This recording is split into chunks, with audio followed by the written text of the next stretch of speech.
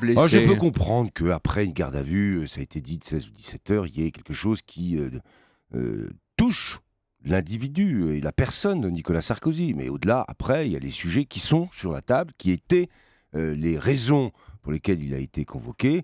Bon, tout ça reste là. Il y a une procédure judiciaire. Elle doit aller, je l'avais dit, au bout pour que les choses soient claires. Il est arrivé, d'ailleurs, il l'a rappelé hier soir, sur l'affaire Bettencourt, qu'à la fin de la procédure, il y a eu un non-lieu. Donc la présomption d'innocence comme l'indépendance de la justice, c'est les deux principes qu'a rappelé le président de la République. Il reste plus que jamais la règle pour le gouvernement. C'est très bien au niveau des principes, l'indépendance des juges, etc. Mais il y a des progrès à faire. Il faut que la justice démontre qu'elle est vraiment impartiale.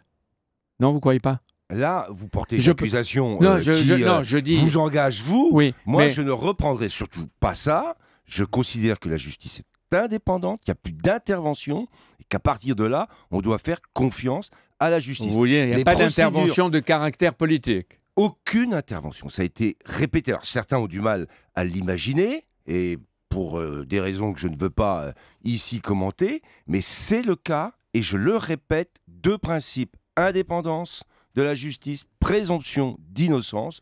À partir de là, moi, j'évite les commentaires et surtout les jugements, pour le coup. Vous auriez dû entendre tout à l'heure avec Thomas Soto, Françoise Marthe, qui est la présidente du syndicat de la magistrature, et elle reconnaissait qu'elle était un syndicat de gauche.